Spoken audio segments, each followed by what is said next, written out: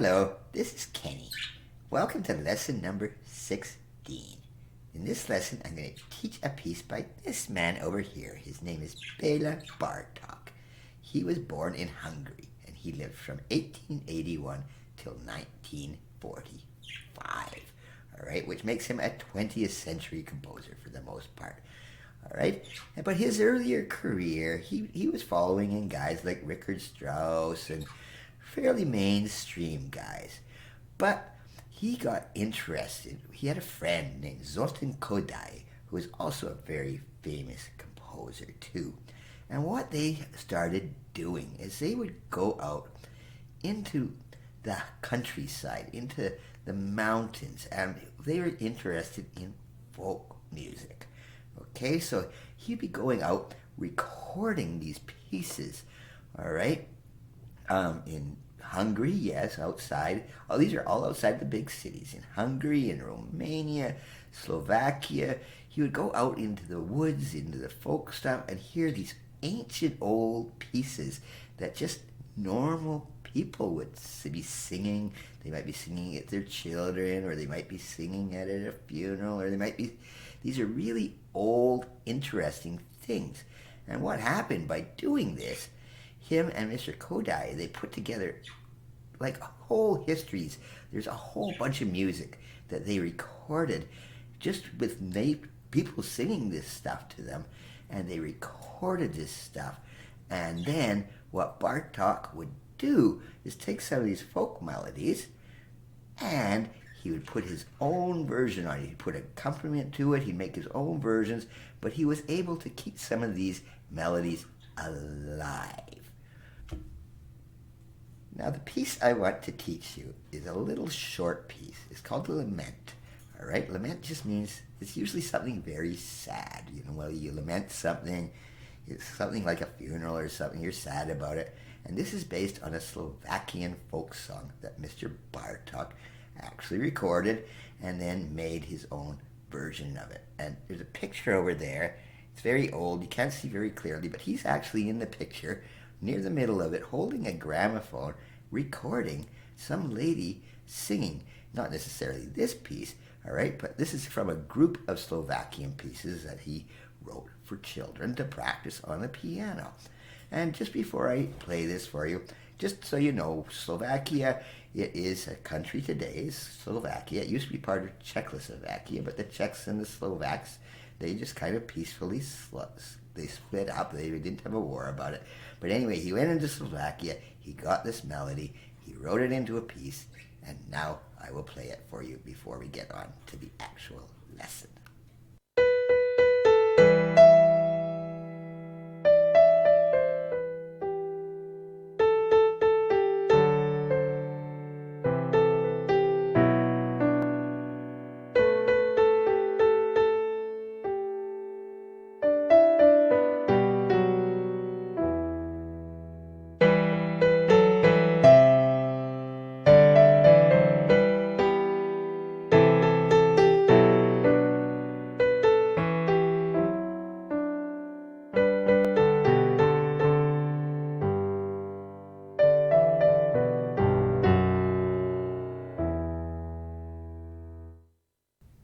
Now, that sounds like a pretty simple piece, right?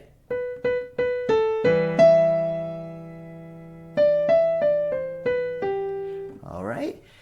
Okay, it is kind of simple, but the hard part is it's very difficult to count this, believe it or not. Right away, you've got, okay, a bunch of eighth notes. Now, what is this thing, though? What is this crazy thing right here? That E is a half note with two dots after that. And for me, the best way to describe what's going on here is just to go to a very brief theory lesson. Now, I did do a theory video on a single dot, but this thing, yes, it's got two dots, all right? And in order to understand it, instead of the half note, which is actually in this piece, I'm going to start with the dotted whole note. It's a lot easier to see there. So you remember a whole note is just 4 counts. 1, 2, 3, 4. All right, so this would be 1, 2, 3, 4 quarter notes, all right? 1, 2, 3, 4. And then the single dot just added half of that value to it. So that's here. What's half of a whole note? A half note, okay? So that's just 2 counts.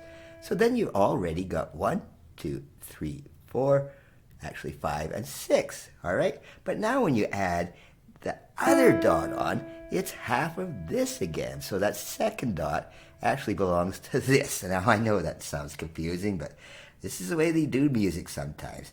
So what does half of the whole, what's half of a half note? A quarter note, all right? So actually when you add it all up, you have 1, 2, 3, 4 for the whole note, and then half of that is another 2, 1, 2, and then half of that's another 1. So that whole thing, this dotted whole note, is 7 beats. 1, 2, 3, 4, 1, 2, 1. It adds up to 7. Okay? Now, in this piece by Bartok, it is the dotted half note, okay?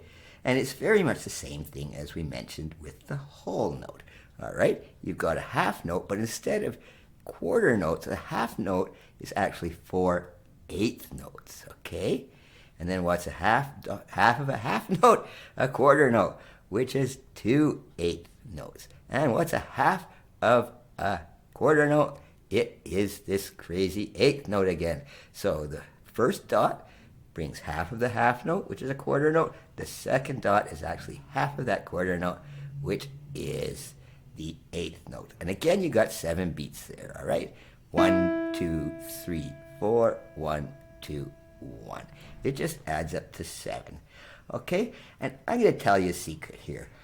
In this transcription, and a lot of people use this transcription, it's originally written in 3/4 time, not 3/2 time. And the reason they do that is it's a lot easier to count it, all right? If I put this into 3/4 time now, it would be dotted, double dotted quarter note, and you'd end up with 16th notes, and it just gets messier. So it's not really cheating to actually just change it to make it look a little more simple. Okay, hopefully that's understanding a little bit what a double dotted is. And now back to the actual lesson. Now, you're probably saying, how am I going to count a crazy note like that? Okay, you're not going to count 7/8 notes or something, and no, you're not. Okay, to make it simple, you really have to feel this a bit. And this is where counting, and I'll even show you a couple techniques, all right? But what you have to do, instead of 3/2, think of this as being in 6, okay? 6 quarter notes, all right? 6/4, which kind of mathematically goes to 3/2, but it's easier to do 1, 2, 3, 4, 5, 6. 1, 2, 3, 4, 5, 6. And then you don't have to think about all those, this being 7/8 notes in a row. It would be very difficult to do that, all right? So what you want to do is really slowly, maybe just the right hand at first.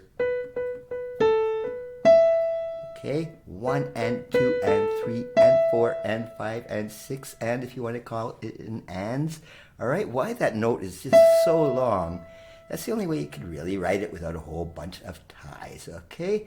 But then you put it together. Left hand is very simple in this part of the piece. You hold that left hand for, holy smokes, how many beats here? That's 4 there. There's the dotted whole notes, so that's 6, 7, 8. It doesn't matter. It's 1, 2, 3, 4, 5, 6, 1, 2. All right? On a real piano, by the way, you know, if you hit something that long, you're going to need this pedal sometimes to hold that note, because it's just not going to be there.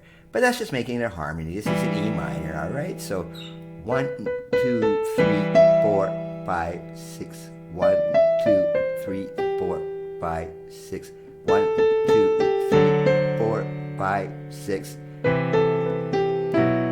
All right? 1, 2, 3, 4, 5, 6. All right, and it's okay if you want, if you have the sheet music, which of course you can just go to my description and you can print it out of there. You can write down ones. You can put your timing on there if you're really getting confused. But the thing I want to emphasize too is you can use one of these crazy things, a metronome. This is on my phone, okay? But you can get free ones here. This is called Natural Metronome. I like it very much. And it will help you to count.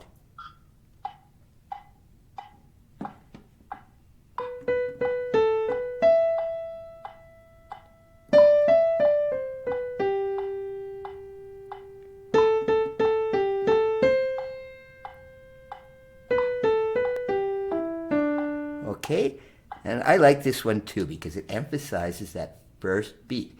And you can take it as fast or as slow as you want. This is a very slow piece. If you notice, it's in lento. Okay, I didn't write down lento in the score, but it is a very slow, sad piece. All right?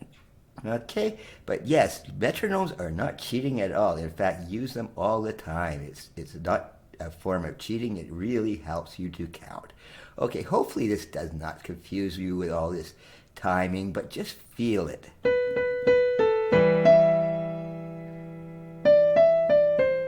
And once you're tired of counting in 6, you can finally get it to be in 3. 1, 2, 3, 4, 5, 6. 1, 2, 3.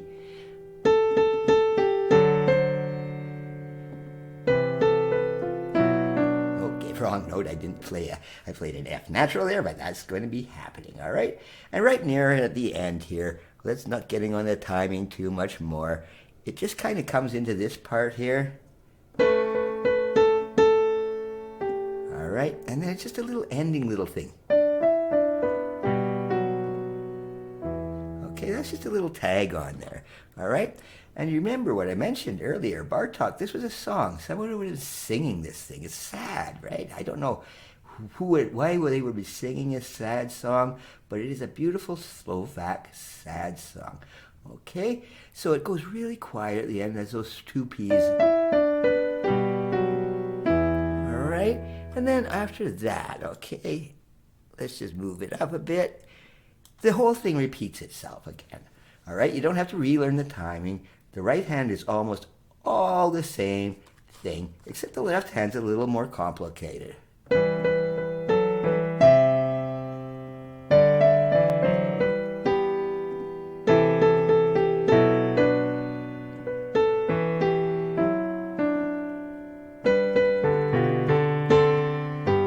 This little final tag again. Okay, very sad. And sometimes when you practice something like this, always practice hands separately, practice slow, but sometimes you want to just play lines, okay? For example, here, all right, you can see there's a G and an F sharp going to G. Or you can practice it that way.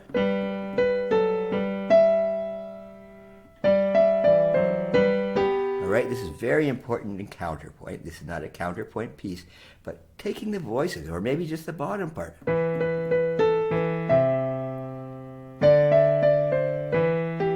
can always do that, all right? But it's just a lovely little, just a variation on the first thing. The melody's the same.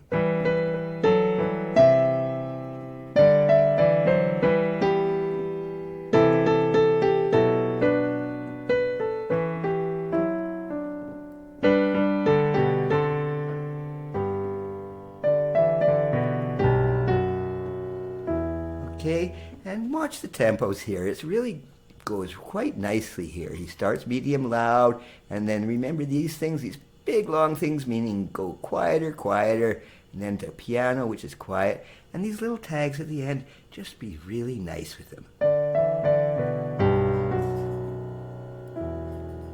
Okay, all right, I've spent so much time talking about timing on here. Figure out your fingering. The most complicated places for fingering I found in this one is from here. All right, these are weird chords, but it's a strange sounding piece. So just find out what's comfortable, and then here. All right. right, whatever's comfortable for you. I didn't put too many fingers on it. There are some fingering on the sheet music, but I didn't put too much in because this is a lesson on timing. Now, already, you know that I'm going to give you a scale. Now, what key is this in? Well, it is in E minor, which is related to, guess what, G major, so it has one sharp in the key signature. So I'll just give you a very fast little lesson on the scale of the week, and then we are done. Okay, so this is not the hardest scale, all right? All right, we've just got the one sharp, and remember in the harmonic form of the minor, you raise that seventh note right there, okay? All right, the D sharp was in the key of G, but we're in E minor, so it's actually got an F sharp and a D sharp. And this is a harmonic form of the scale.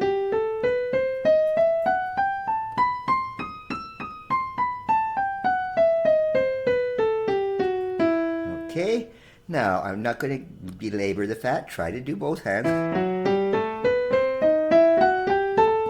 Whoops. And always try, don't have to play that D sharp either. You can play the natural minor. Just to hear how different it is. Okay, but do them slowly, do hands separately, and you can practice just with one octave if you want.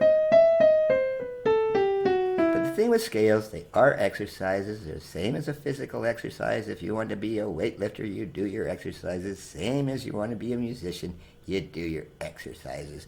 Okay, let's go on to the other stuff here. All right, arpeggios. Remember what's an arpeggio? It's a chord, but it's separated.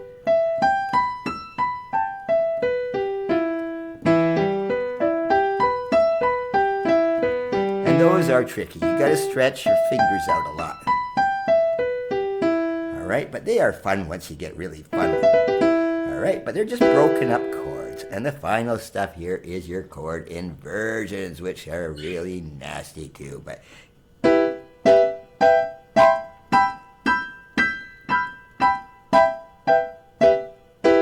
do the left hand.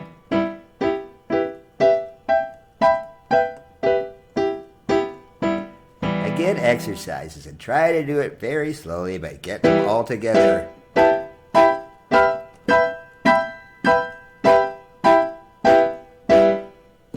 And you're going to make mistakes. I make so many mistakes, but just have fun with it. That's the key of E minor. That was Bartok's Lament, and that was lesson 16. Thank you.